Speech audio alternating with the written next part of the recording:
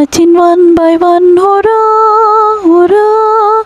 The ants go marching one by one, the little one stops to suck his thumb, and they all go marching down to the ground to get out of the rain. Boom, boom, boom. The ants go marching two by two, hurrah, hurrah. The ants go marching two by two, hurrah, hurrah.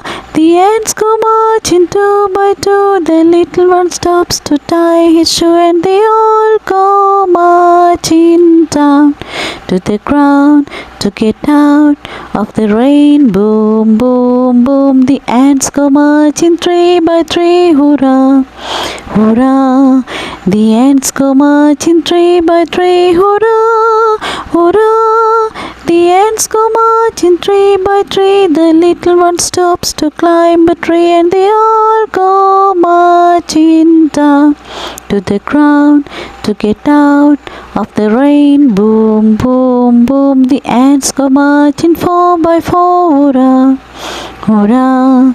The ants go marching four by four, hurrah, hurrah. The ants go marching four by four, the little one stops to shut the door, and they all go marching down to the ground to get out of the rain. Boom, boom, boom. The ants go marching five by five, hurrah, hurrah. The ants go marching five by five, hurrah, hurrah.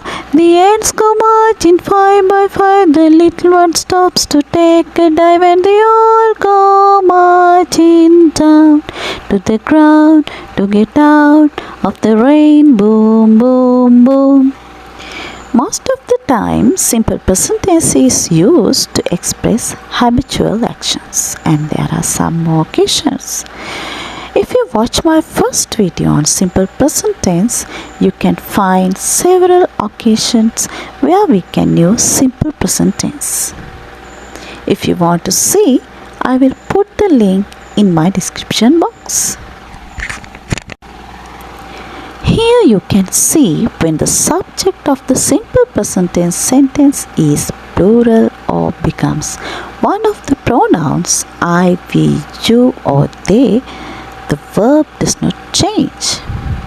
In other words, subject-verb agreement for I, we, you, they and a plural noun uses the base form of the verb without any changes.